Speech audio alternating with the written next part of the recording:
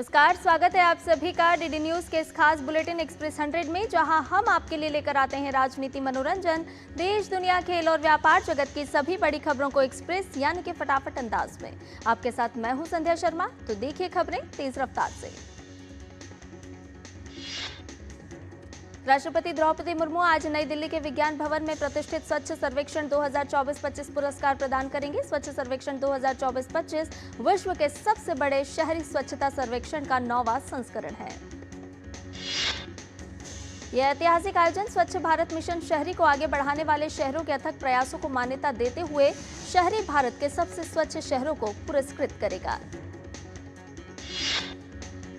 इस वर्ष सुपर स्वच्छ लीग शहर 5 जनसंख्या श्रेणियों में शीर्ष स्वच्छ शहर विशेष श्रेणी गंगा शहर, छावनी बोर्ड, सफाई मित्र सुरक्षा, महाकुंभ पुरस्कार प्रदान किए जाएंगे।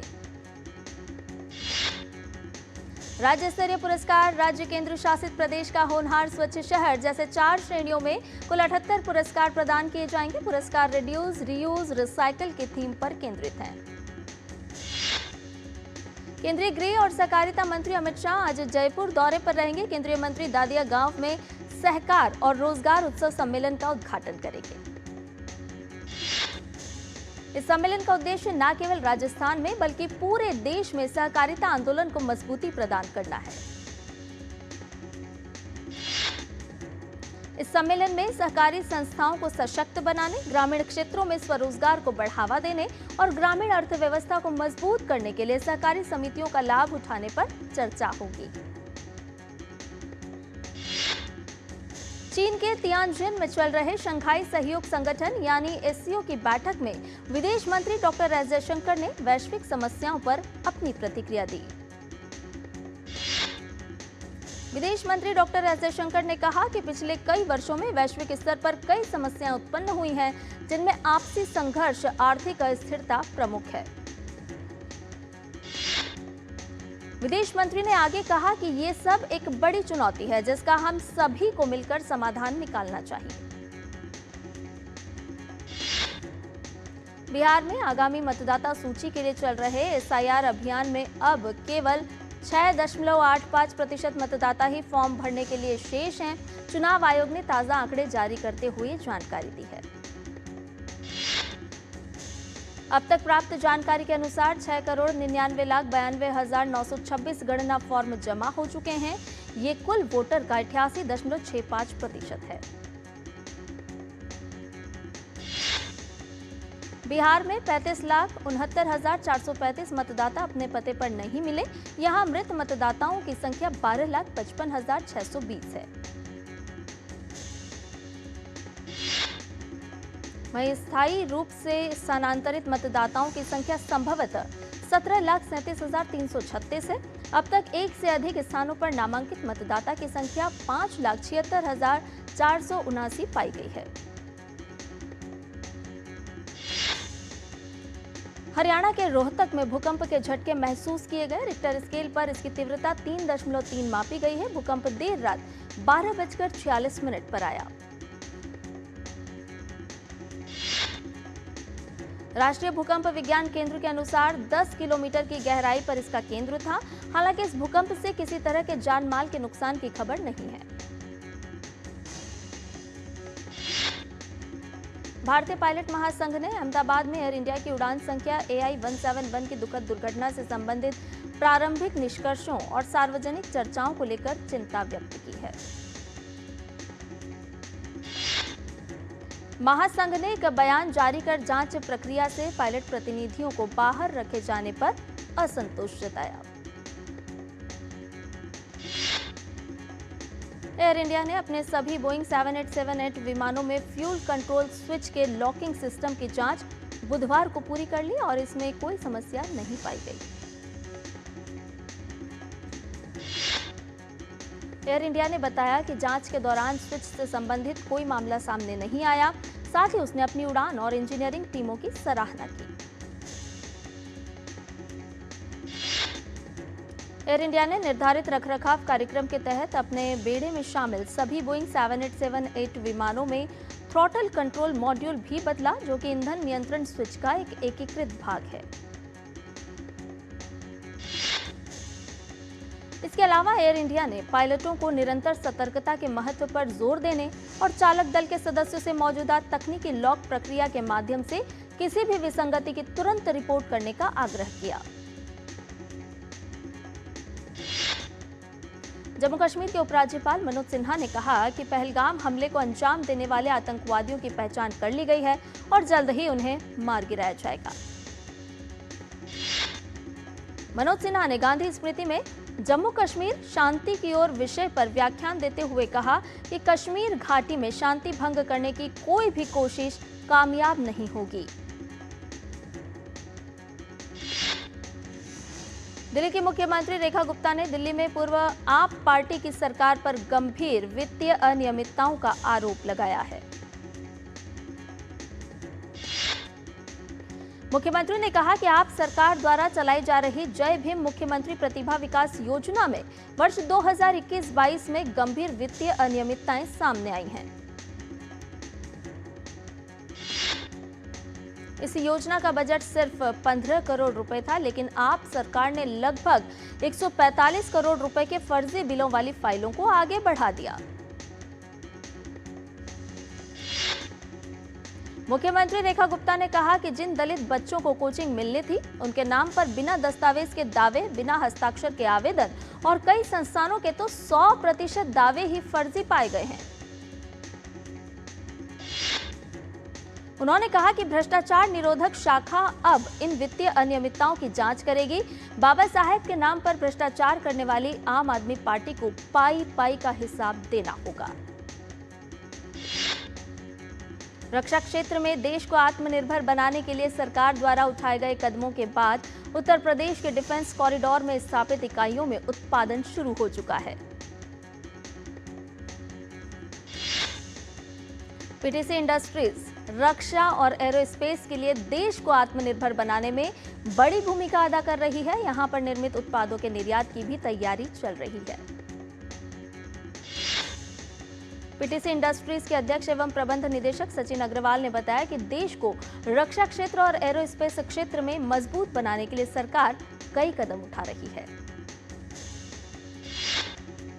उन्होंने टाइटेनियम के पुर्जे और सामग्री की जरूरत और उपयोग के बारे में भी विस्तार से बताया और कहा कि देश में इसका निर्माण के बाद इसकी लागत में बड़ी बचत होगी।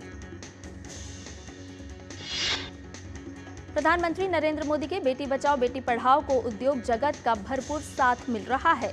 केपी ग्रुप और पीपी सवानी ग्रुप ने बेटियों के लिए नई पहल शुरू की है, जिसमें शिक्षा और स्वास्थ्य के माध्यम से महिला सशक्तिकरण पर जोर दिया जाएगा। कांवड़ यात्रा को देखते हुए उत्तर प्रदेश में गाजियाबाद प्रशासन ने आज से 23 जुलाई तक निजी और सरकारी स्कूलों में छुट्टी की घोषणा की है। यह आदेश सभी स्कूलों के लिए है। मदरसा और संस्कृत बोर्ड के अंतर्गत संचालित शिक्षण संस्थान भी इस दौरान बंद रहेंगे। दरअसल शहर में शिव भक्तों के आने का सिलसिला अब जोर पकड़ने लगा है। पुलिस प्रशासन अलर्ट मोड में है और प्रशासन ने यह फैसला यात्रा मार्ग पर सुरक्षा व्यवस्था और ट्रैफिक नियंत्रण को ध्यान में रखते हुए लिया है, जिससे बच्चों और स्कूलों को किसी भी प्रकार की असुविधा न हो। भारी बारिश और भूस्खलन को देखते हुए अमरनाथ यात्रा दोनों मार्गों बालटाल और पहलगाम से अस्थायी रूप से रोक दी गई है। तीर्थयात्रियों की सुरक्षा के मद्देनजर यह फैसला लिया गया है।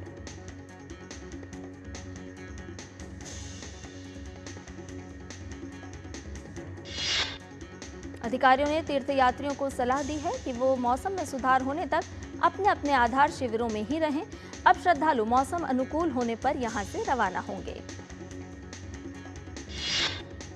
उत्तर प्रदेश के वाराणसी क्षेत्र में लगातार बारिश के बाद गंगा नदी का जलस्तर बढ़ने से नमो घाट जलमग्न हो गया है। गंगा नदी का जलस्तर लगातार बढ़ रहा है।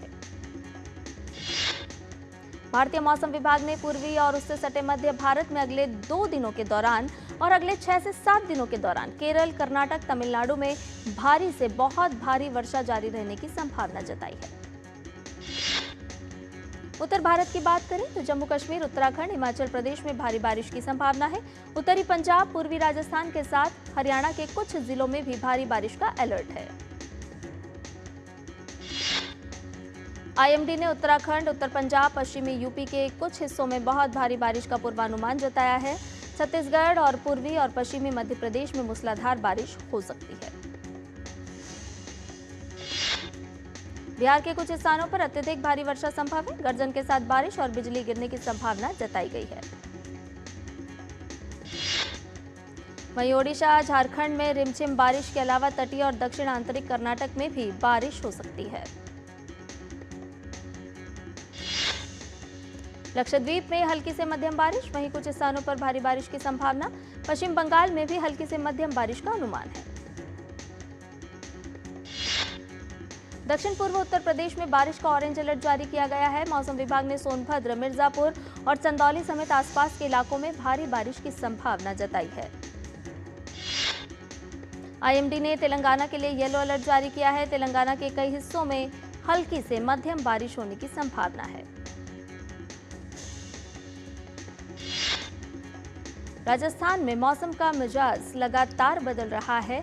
हाल ही में कई जिलों में भारी बारिश ने प्रभाव दिखाया, लेकिन बुधवार को ज्यादातर क्षेत्रों में मौसम उमस भरा रहा। मौसम विभाग के अनुसार दक्षिण पश्चिमी बिहार और उत्तर प्रदेश के ऊपर बने कम दबाव के क्षेत्र के कारण आज रात से शुक्रवार तक कोटा, भरतपुर, जयपुर, अजमेर और उदयपुर में बारिश की संभावना है।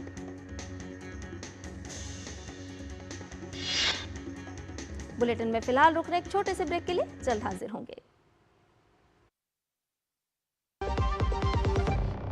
नवाचारी और नवोन्मेषी शिक्षा व्यवस्था से युवाओं की आशाओं को नई उड़ान दे रहा है नया उत्तर प्रदेश। ग्रामीण परिवेश हो या फिर नगरीय क्षेत्र, गुणवत्ता युक्त शिक्षा बनी है नए उत्तर प्रदेश की पहचान।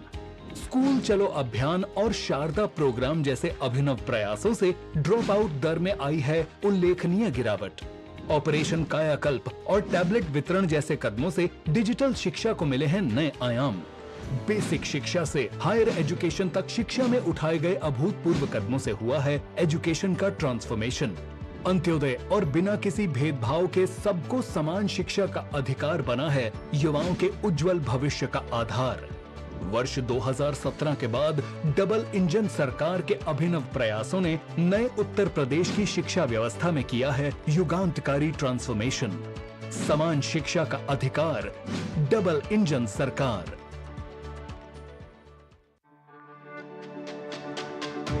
मेरी पसंद, मेरी पसंद,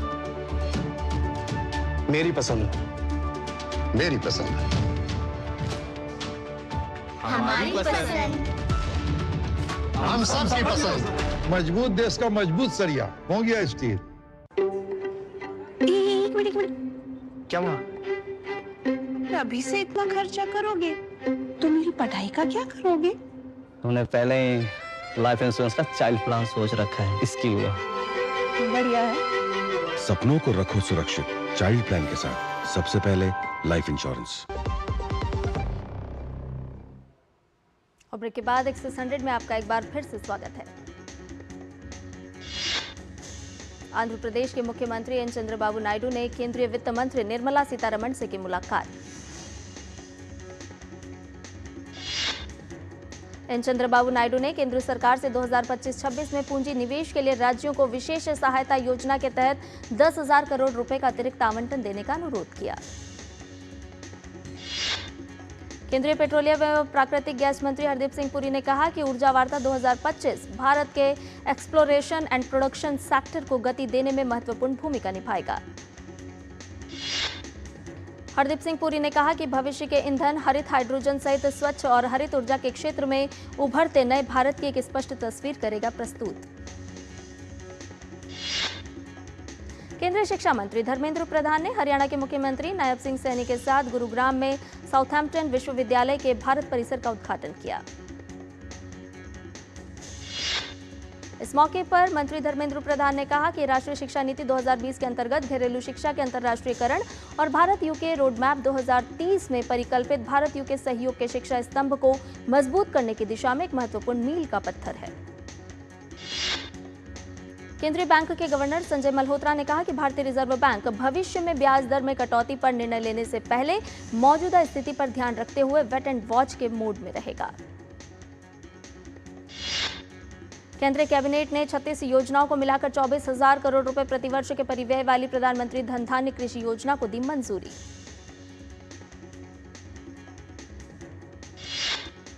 कृषि एवं किसान कल्याण मंत्री शिवराज सिंह चौहान ने नई दिल्ली में भारतीय कृषि अनुसंधान परिषद के 97वें स्थापना दिवस को संबोधित करते हुए कहा कि पिछले 11 वर्षों में वार्षिक खाद्यान्न उत्पादन बढ़कर 81 लाख टन हो गया है।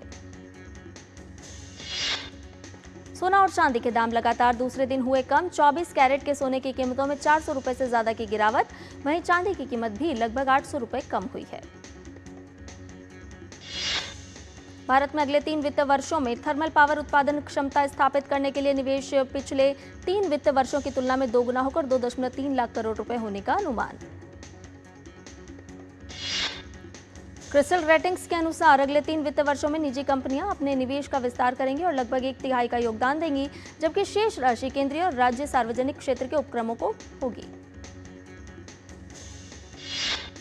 आर्थिक मामलों की कैबिनेट समिति ने एनएलसी इंडिया लिमिटेड को नवरत्न केंद्रीय सार्वजनिक क्षेत्र उद्यमों पर लागू मौजूदा निवेश दिशा निर्देशों से विशेष छूट को दी मंजूरी। एडेको इंडिया की रिपोर्ट के अनुसार इस वर्ष भारत के त्योहारी सीजन में 2.16 लाख से ज्यादा सीजनल जॉब्स के अवसर होंगे, जो 2025 की दूसरी छमाही के दौरान जीआईजी और अस्थायी रोजगार के सालाना आधार पर 15 से 20% की वृद्धि को दर्शाता है। रिपोर्ट के अनुसार पिछले वर्षों की तुलना में इस सीजनल हायरिंग वेव में 23% अधिक महिलाएं ले रही हैं भाग। भारत के सबसे बड़े सरकारी ऋणदाता भारतीय स्टेट बैंक के बोर्ड ने बासल 3 कंप्लाइंट अतिरिक्त टियर 1 और टियर 2 बॉन्ड जारी करके 20,000 करोड़ रुपए जुटाने की योजना को मंजूरी दी। L&T टेक्नोलॉजी सर्विसेज का एकीकृत शुद्ध लाभ चालू वित्त वर्ष के अप्रैल-जून तिमाही में बढ़कर 315.7 करोड़ रुपए हुआ। अप्रैल-जून 2025 तिमाही के दौरान भारत से सबसे अधिक प्रत्यक्ष विदेशी निवेश सिंगापुर को मिला। इस अवधि में सिंगापुर को भारत से कुल 2,217.57 मिलियन अमेरिकी डॉलर का निवेश प्राप्त हुआ। दक्षिण अफ्रीका के केंद्रीय बैंक ने चेतावनी देते हुए कहा कि राष्ट्रपति डोनाल्ड ट्रंप द्वारा लगाए गए टैरिफ से लगभग 1 लाख नौकरियां खत्म हो सकती हैं, जिसका सबसे ज्यादा असर कृषि और ऑटोमोटिव क्षेत्रों पर पड़ेगा। इजरायल ने सीरिया में सैन्य ठिकानों पर किया हवाई हमला। हमले में रक्षा मंत्रालय के एक हिस्से को बड़ा नुकसान हुआ है। इस हमले का एक वीडियो भी सामने आया है। इजरायली डिफेंस फोर्स ने हमले की पुष्टि करते हुए कहा कि सीरियाई सैन्य ठिकानों पर लगातार तीसरे दिन एयर स्ट्राइक की गई है।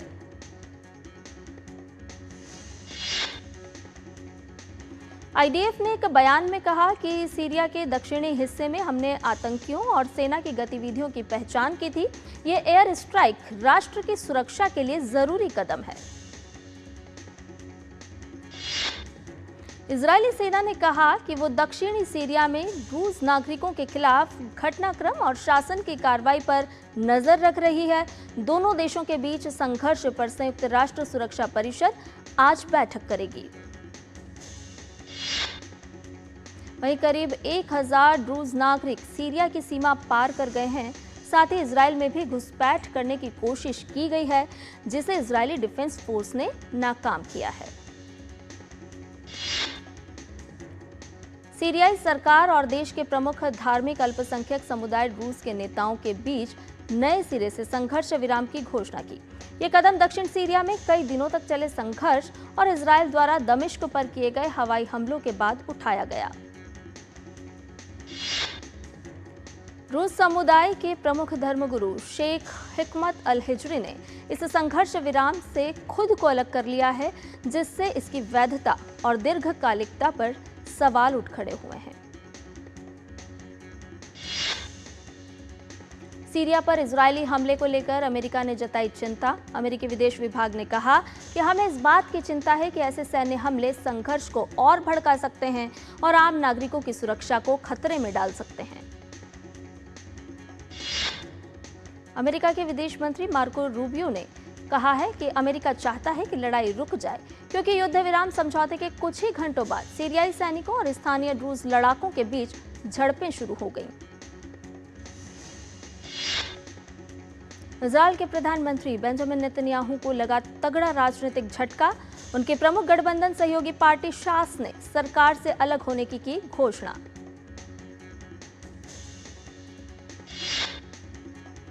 इस कदम के बाद नेतन्याहू की सरकार संसद में अल्पमत में आ गई है। शास पार्टी ने सरकार द्वारा अल्ट्रा ऑर्थोडॉक्स यहूदी समुदाय के लिए सैन्य सेवा से छूट देने वाले कानून को लागू न करने पर नाराजगी जताते हुए सरकार से अलग होने का फैसला किया। अमेरिका के राष्ट्रपति डोनाल्ड ट्रंप ने कहा है कि अमेरिका टैरिफ के मुद्दे पर जापान को भेजे गए पत्र के अनुसार काम करेगा। साथ ही उन्होंने कहा कि भारत के साथ जल्द ही व्यापार समझौता हो सकता है।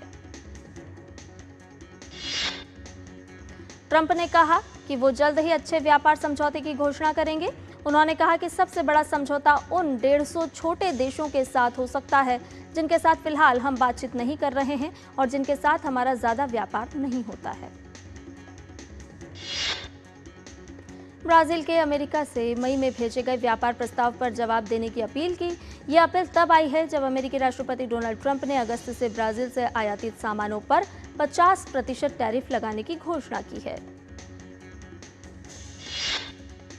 ब्राजील के उपराष्ट्रपति जेराल्डो अल्कमिन ने कहा है कि अमेरिका और ब्राजील के बीच बातचीत अब जरूरी हो गई है। उन्होंने कहा कि ब्राजील की सरकार अब भी अमेरिकी अधिकारियों के जवाब का इंतजार कर रही है और बातचीत की समय सीमा बढ़ाने में उसे कोई दिक्कत नहीं है। मैक्सिको के राष्ट्रपति क्लाउडिया शेनबाम ने कनाडा के प्रधानमंत्री मार्क कार्नी से बात कर आपसी व्यापार सहयोग को मजबूत करने पर सहमति जताई।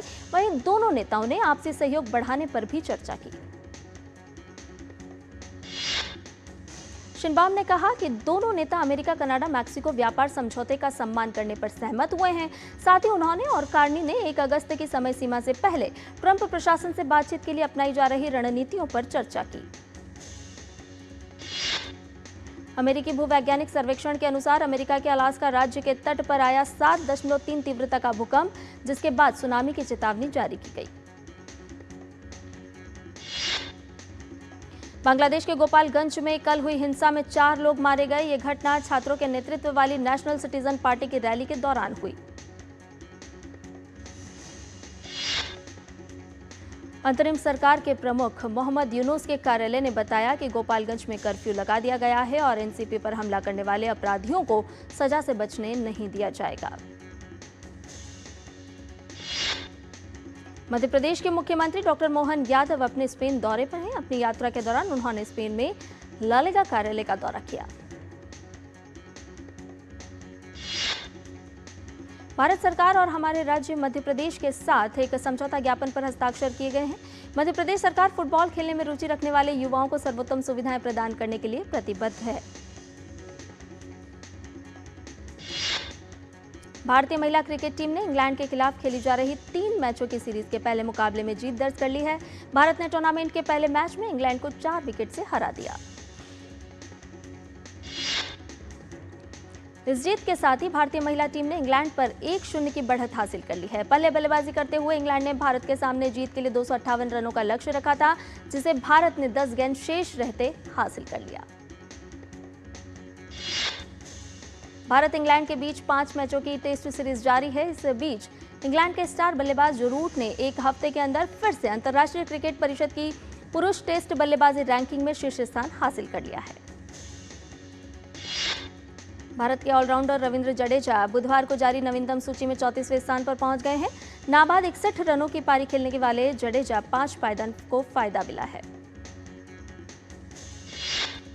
वेस्टइंडीज के ऑलराउंडर आंद्रे रसेल ने इंटरनेशनल क्रिकेट से संन्यास लेने का ऐलान कर दिया है। वो ऑस्ट्रेलिया के खिलाफ पहले 2 T20 मैचों के बाद अंतर्राष्ट्रीय क्रिकेट से संन्यास ले लेंगे। वेस्टइंडीज और ऑस्ट्रेलिया के बीच दूसरा T20 मैच 23 जुलाई को खेला जाएगा। इसी मैच के बाद रसेल अंतर्राष्ट्रीय क्रिकेट से संन्यास लेंगे। भारतीय grandmaster R Praggnanandhaa Las Vegas freestyle शतरंज टूर्नामेंट में भारतीय दल की अगुवाई करेंगे।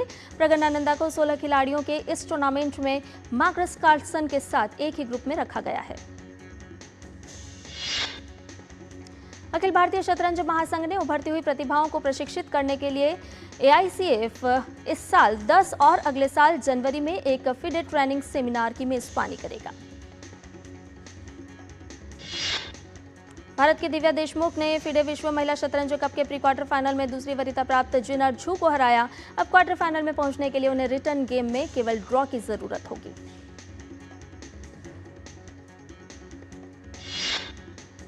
और एक्सप्रेस न्यूज में फिलहाल इतना ही। मुझे दीजिए इजाजत। नमस्कार।